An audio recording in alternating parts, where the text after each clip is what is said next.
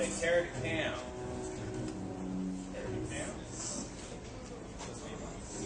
David Francis. Christopher Gates. What name? Christopher Gates. Oh, hey! Perfect timing. There we go. John Geeson.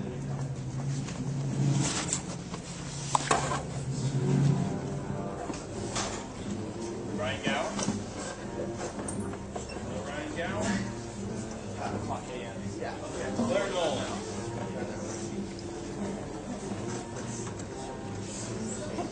Brian Jenkins. No. Colin. Nick Murray. Yes. 2. There we go.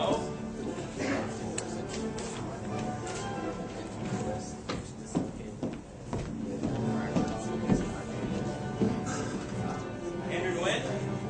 After that, Claire Nolan. Claire Nolan. Giant. Michael Pilot.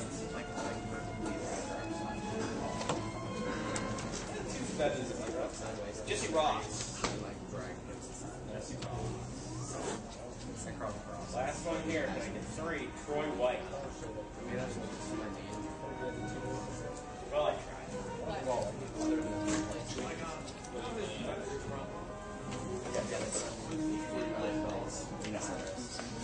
No, same last name.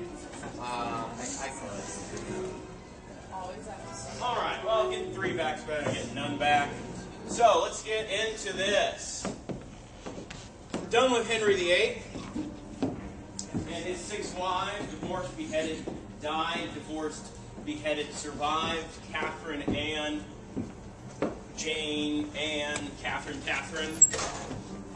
Today it's 2 of Henry's children. His son, born to James Seymour in 1537, and his daughter, Mary, born to Catherine of Aragon in like 1512, I think. I never remember the date of her birth. Sorry. Mary. And what we have today is a radical Protestant Reformation under Edward and a radical Catholic reinstitution under Mary. It's a seesaw, back and forth over a period of less than 10 years. Well, it's actually 11 years, where England goes in 2 very, very different directions. And on the website, the reading is an essay I wrote in graduate school, looking at a whole bunch of historians' viewpoints on the Reformations in the 16th century in England. When we come back on Friday and Monday, Queen Elizabeth, the theological side of the equation, her attempt to find a middle ground, a compromise between Protestant and Catholic to hold the country together, and then we culminate with the defeat of the Spanish Armada in 1588, the repulse of a Spanish invasion that would have brought England back to Catholicism and would have resulted in Elizabeth being tried for heresy by the Pope in Rome. And then on the last day of class on December 7th, we will have our review. The final exam is a take-home exam. It'll be, you'll get the questions at the end of that review session on Wednesday. And there will be an online portion, the multiple choice, which is scheduled to go online at 10 a.m. on Wednesday. And you have until either the 10th or the 11th. I think that, I'm not sure. One of my, I do a medieval class too, and I can't remember if that's due on the 10th or the 11th. So anyway, it says it in the syllabus. It says it in the calendar. So trust what the syllabus and calendar says, not what I am impartially and imperfectively remembering. Yes, question. In the Dropbox. The type. Yes. So there's no concept map to it? No. No concept map. On Scholar, yeah. I'll have some step-by-step instructions on the website about it. Okay, right. Let's get into this.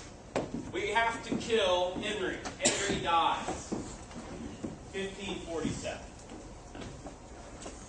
Came to the throne in 1509. He's ruled for 38 years.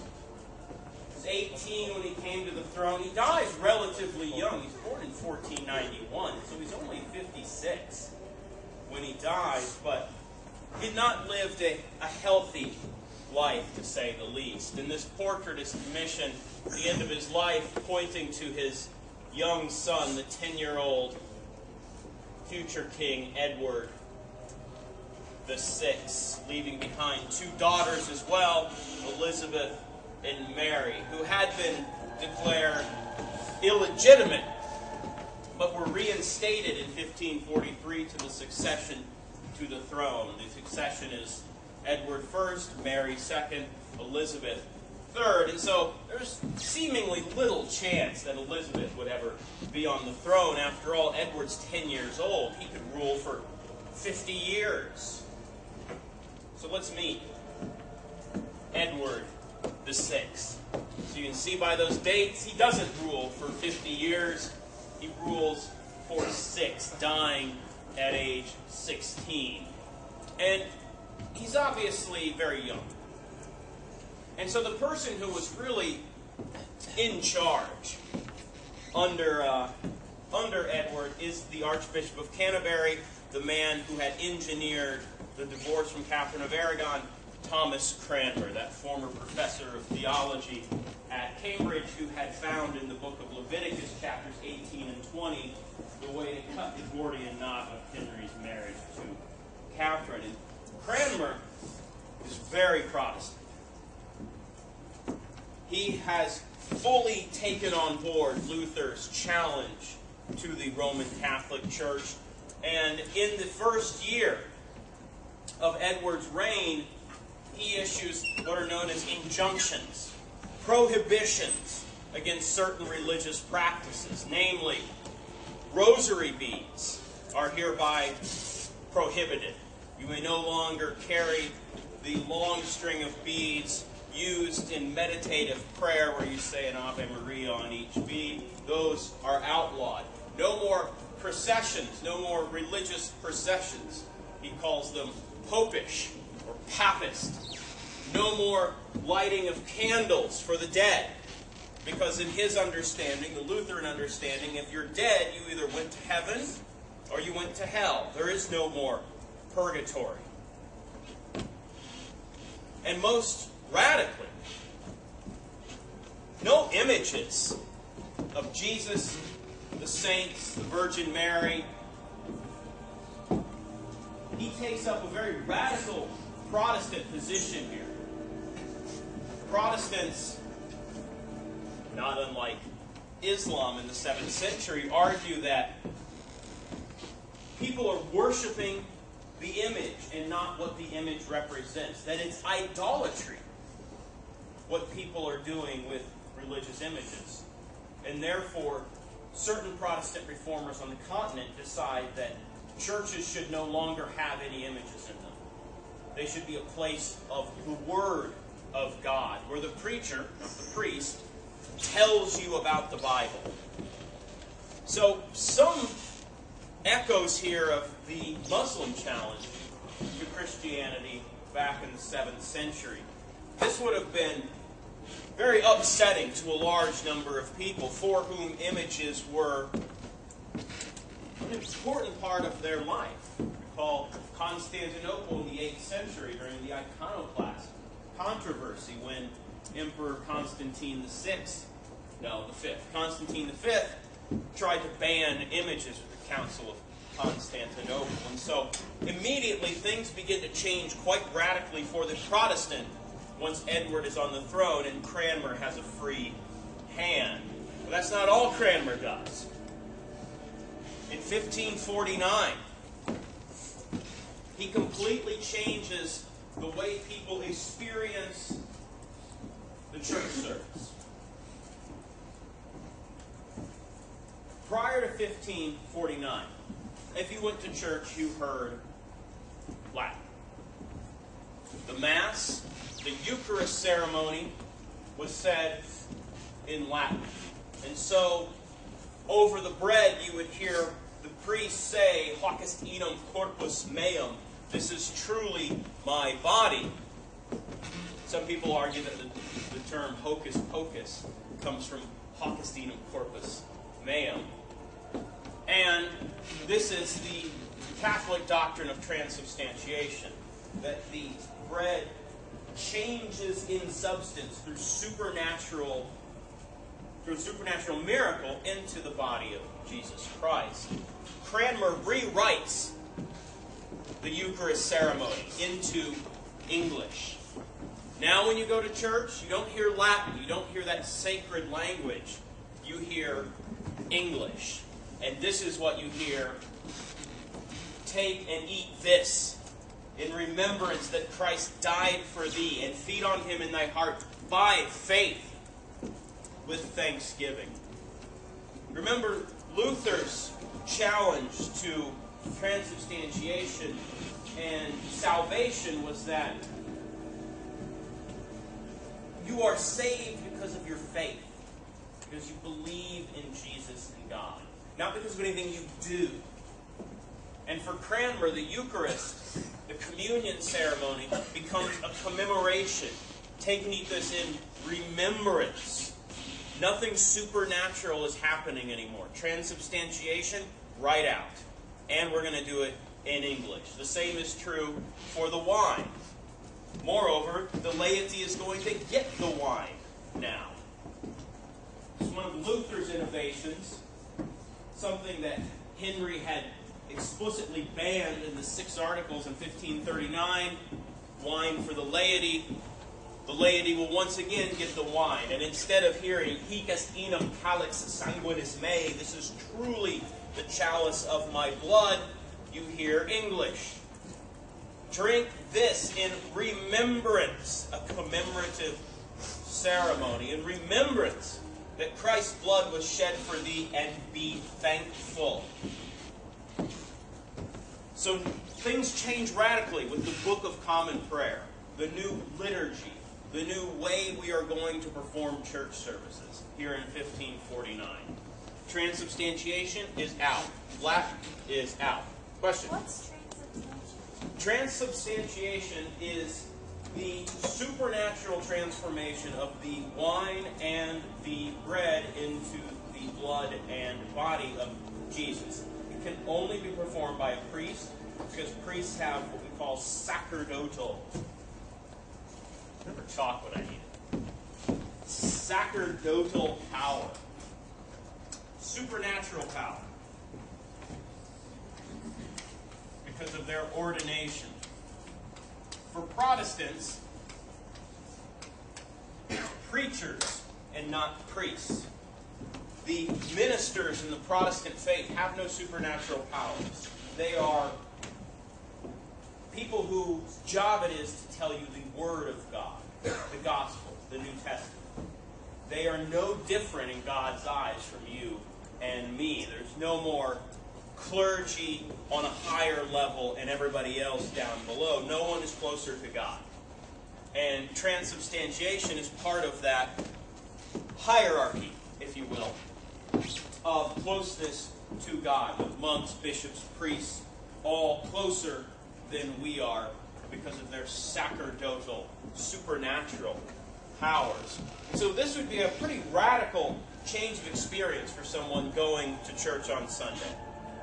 You're hearing English, you're getting wine, and you are being told that this whole ceremony, the Eucharist, the communion, is a commemoration of the Last Supper. That nothing supernatural or preternatural is happening anymore. You're seeing images taken down in the church as images of the Virgin Mary, images of the saints. Things are changing quite radically in a very short period of time here. But Cranmer is not done. In 1552, he issues a second set of injunctions, prohibitions. He prohibits making the sign of the cross an integral part of everybody's daily existence. Making the sign of the cross, you shall will not do that anymore. That is prohibited. No more prayers for the dead. We've already banned lighting candles for the dead. Now you may not say prayers for the dead, because the dead are either in hell or they are in heaven. They're not in purgatory, because purgatory, since it's not in the Bible, doesn't exist. Protestants like Cranmer will argue. Moreover, the experience of the communion changes once again. No longer will the round Eucharist wafers, little things that look like crackers with a cross on them, we're actually going to use loaves of bread. We're going to break off pieces of that loaf of bread for the commemorative Eucharist ceremony. So Cranmer, in a very short period of time, has taken England in a radically Protestant direction. Remember I said that Henry is a Catholic. Henry does not consider himself to be a Protestant. He's used Protestant theology to get out of his marriage to Catherine of Aragon and to increase his wealth by dissolving the monasteries. But he's still very much a Catholic. Question? Edward is Protestant. Edward has been raised by Protestant tutors. Somewhat under the nose of Henry. Surreptitiously trained in Protestantism. Edward is very much a Protestant. But Edward's 13 years old. He's not really in charge. The man who is really putting forth and pushing through these reforms is the Archbishop Cranmer. But Edward seems to have not been a particularly healthy young man. And in 1553, he dies. He's 16 years old. He dies having had no children. Thus, according to the 1543 Act of Succession, the throne will pass to his half-sister, Mary, daughter of Catherine of Aragon. And immediately, Mary begins to reverse all of the Protestant reforms and changes put in place by the Protestant Archbishop of Canterbury, Thomas Cranmer. She reinstates the sign of the cross. She reinstates the use of rosaries. She reinstates the images, puts the images and the portraits and the frescoes back into the churches. She reallows religious processions, prayers to the dead, and candles lit in their honor, and throws out the loaves of bread and brings back the Eucharist wafers. She throws out the Book of Common Prayer, returns the church service to Latin, tries to turn the clock back to before 1547, and brings the Pope back into the equation, brings England back into the Roman Catholic Church. So the pendulum here, the proverbial seesaw, has shifted drastically, almost overnight. Mary is an extraordinarily devout Catholic. She could not be farther from a Protestant if she tried. And she's also unmarried at this point. So she decides she needs a husband. And controversially, she will choose a foreigner. Philip II, the son of the Emperor Charles V. Now, I'm bad with family trees because both of my parents are only children, so I have no aunts or uncles or first cousins. Mary is the daughter of Catherine of Aragon, right? Catherine of Aragon is the aunt of Charles V. Philip II is the son of Charles V. I'm going to draw this out for you. So what does that make her and Philip? Okay, so let's see here. Let's do this at the top. You've got Mary here.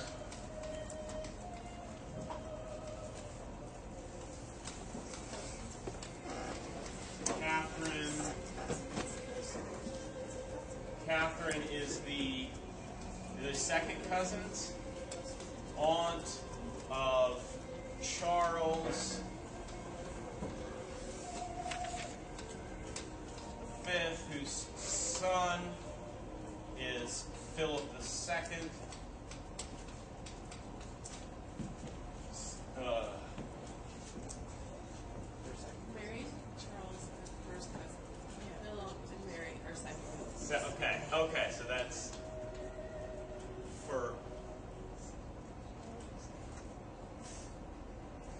Right. So that's second. God, it's confusing. When you don't grow up with this stuff, it's hard to figure out. Okay, so they're second cousins. Yeah. No. Eleanor Roosevelt and Franklin Roosevelt were first cousins. So what are you going to do? That's why she was already named Eleanor Roosevelt before she got married. Didn't have to change the stationery. England is a very xenophobic place. Xenophobic. They don't like foreigners. That's pretty much even true to this day. And it's certainly true in the 16th century. And her marriage to Philip II, the most powerful man in the world, the man who controls Spain, parts of the Netherlands, the New World, and all of its wealth.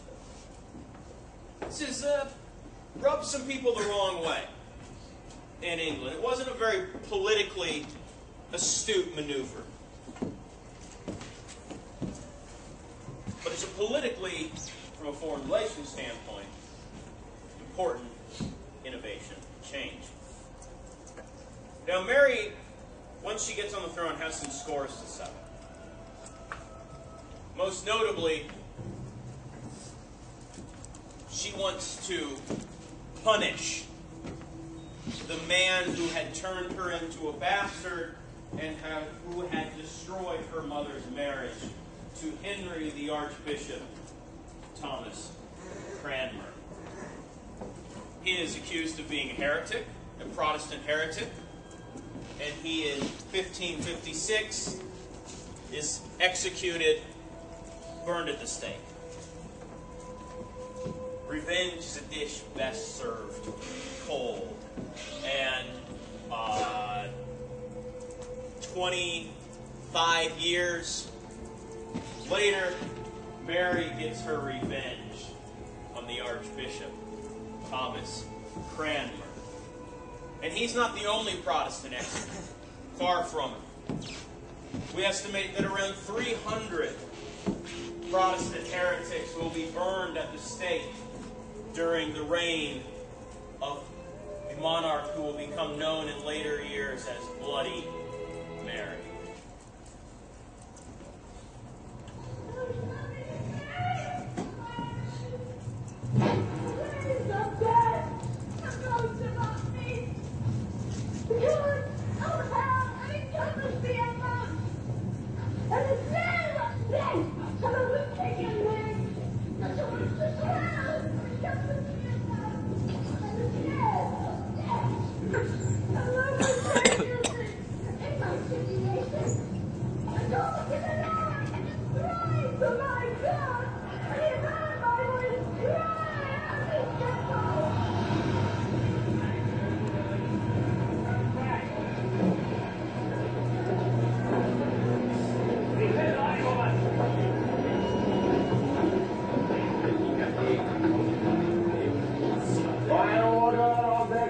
Majesties Queen Mary and King Philip, we are come to witness the burning of these Protestant heretics who have denied the authority of the one true Catholic Church and of His Holiness the Pope. Let them burn for all eternity in the flames of hell.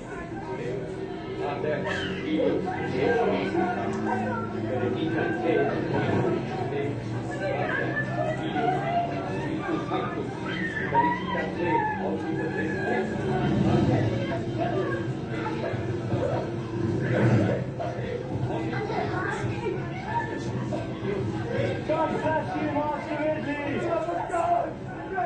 Help me! I'm going to slowly!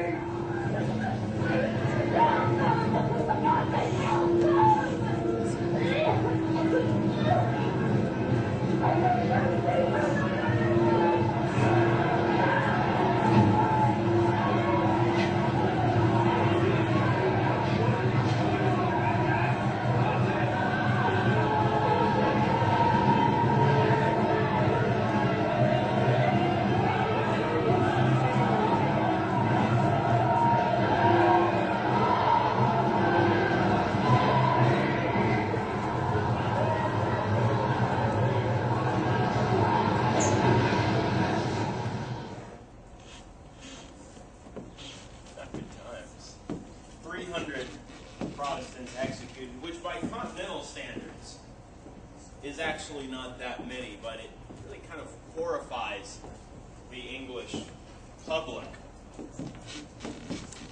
But as you can see by that R, 1553 to 1558, Mary is not long for the world either. Her half-brother reigned for 6 years. She will reign for just 5 years. And in 1558, she will die, and die childless.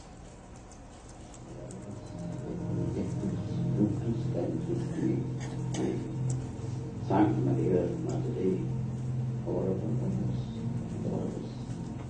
No. Is she dead?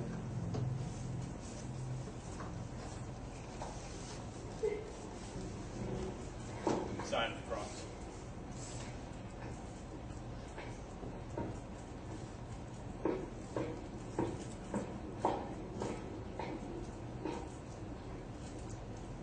Give it to her.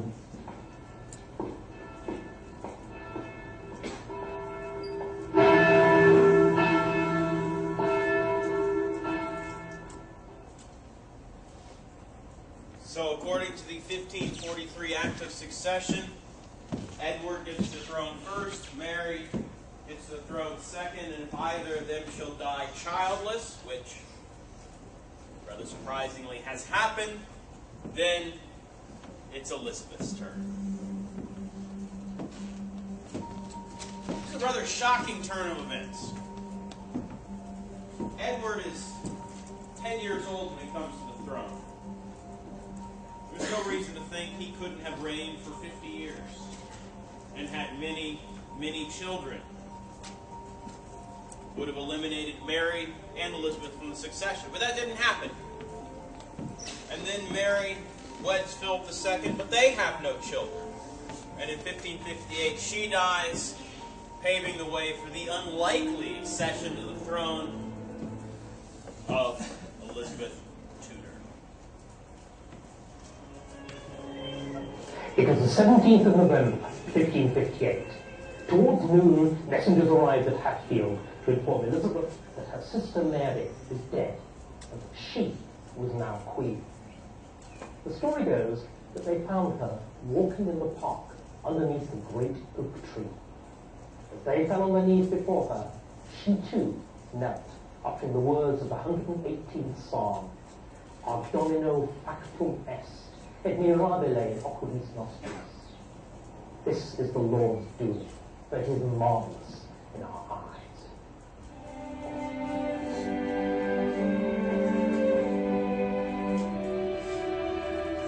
The Spanish ambassador, de Feria, told Elizabeth she owed her throne not to the Lord, but to King Philip. Elizabeth would have none of it. She is a very vain and clever woman.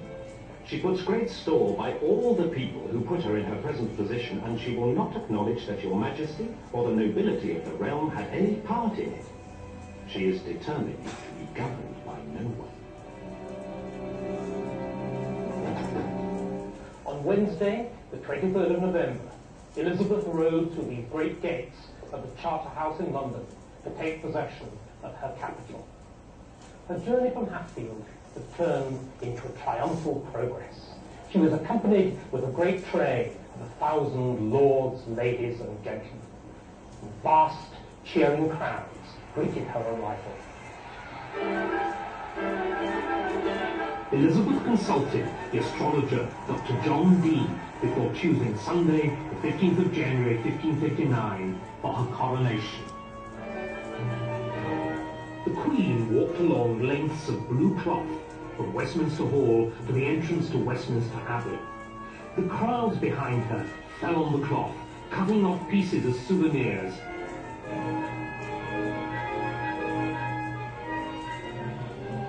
Today, Elizabeth would play the part that she had understudied so long, and in what a setting.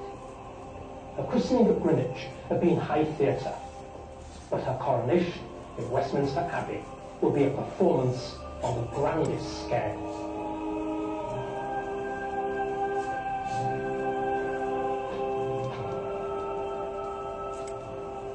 First, Elizabeth was acclaimed by the people and swore the oath. Next, her outer robes were removed, and she knelt solemnly for the anointing. Bishop Oglethorpe anointed her in the 7 traditional places: on the shoulder blades, on the breasts, on the palms of the hand, finally on the crown of the head. Then she was enthroned.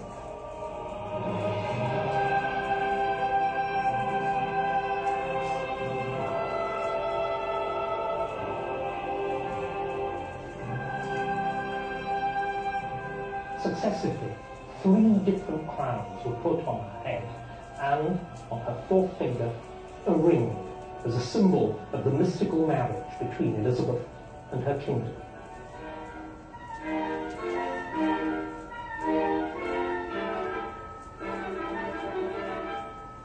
Tradition, mystery, and symbolism had made her Queen of England as fully and completely as any of her predecessors had been king.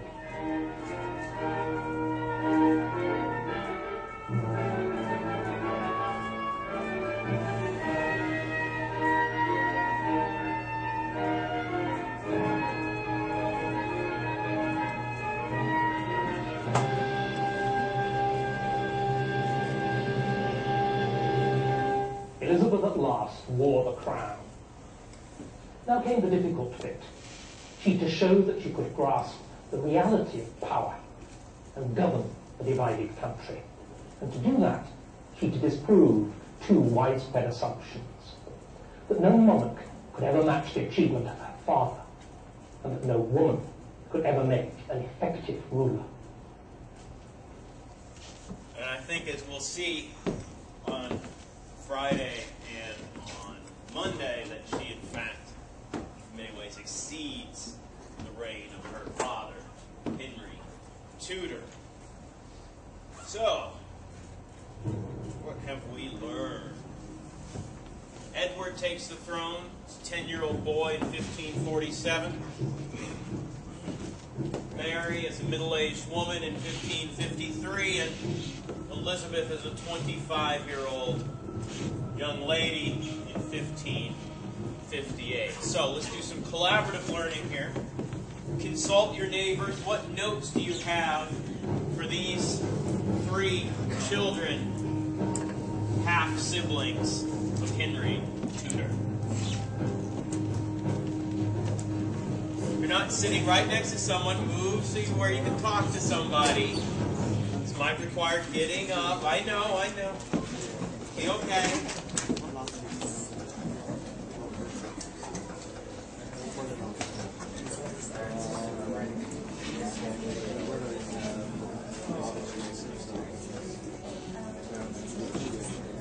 It only works if you got somebody to talk to.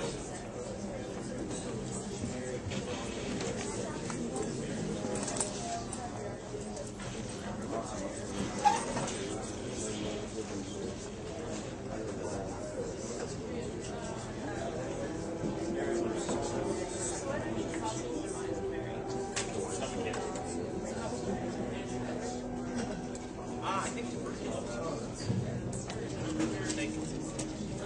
Could be wrong, but I think it's tuberculosis. Yes.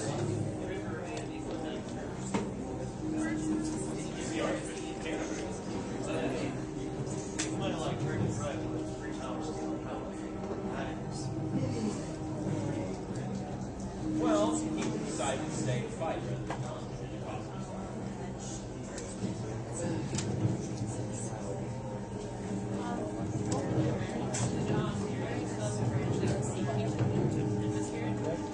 She's like,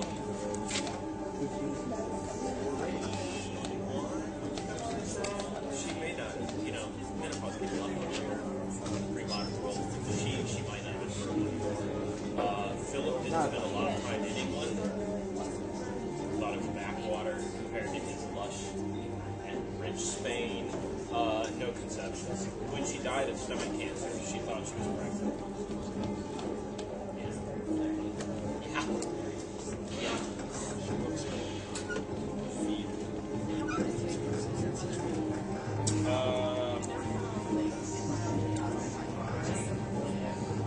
Well, there stillbirths. There were some died in a week. I don't know if anyone miscarriage, children died. Probably.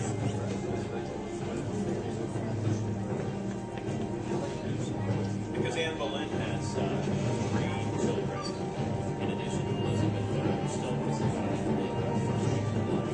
So it's probably Henry's fault. I mean, he's the common denominator here. Well, that makes sense for the land. Well, there's a lot of 2 armies.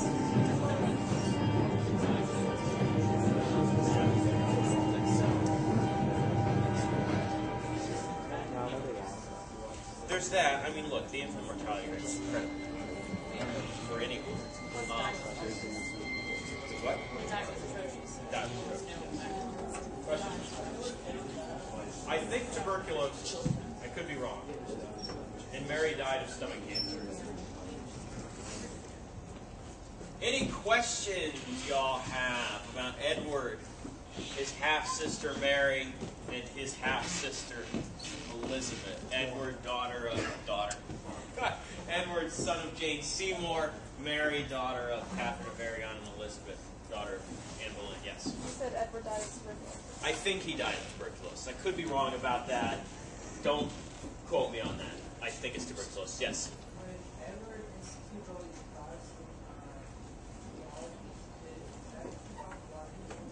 Yes, it did. England is not a Protestant country in 1547. If you could take a public opinion poll, I would say 30% would consider themselves Protestant. The overwhelming majority would consider themselves traditional. They might not use the term Catholic. Protestant and Catholic are still not very common terms at this point. You have reformers and traditionalists, conservatives. And when Mary comes to the throne, there's actually a great deal of rejoicing from the majority of the population who wants things to go back the way it was.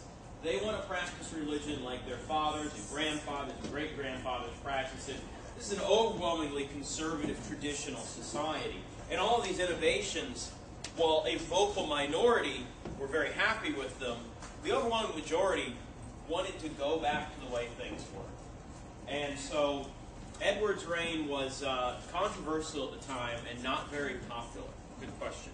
Yes, sir. So she is like extreme people just because of that. Because they were particularly virulent Protestants who refused to acknowledge the supremacy of the Pope, who refused to play ball.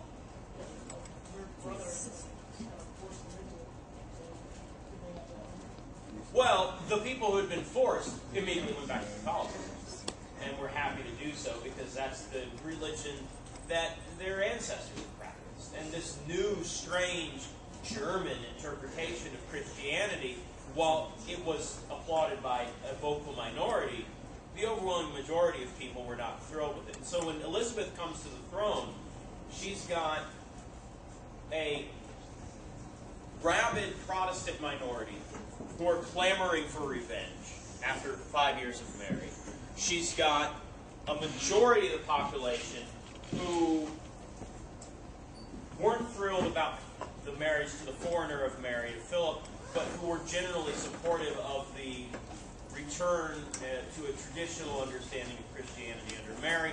She has to find some kind of middle ground.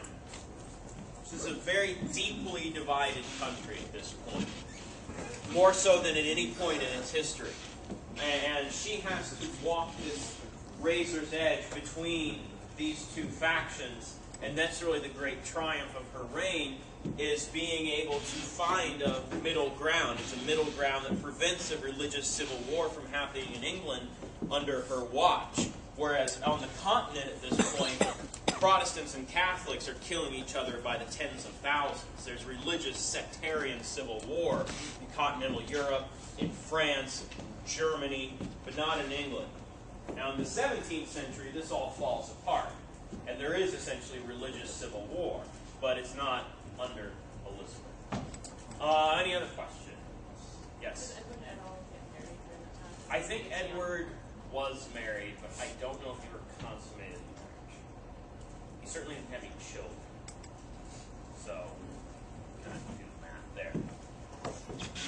Any other questions? All right, we are edging closer and closer to the end. When we come back on Friday, we will meet Elizabeth Tudor, Queen Elizabeth, Gloriana.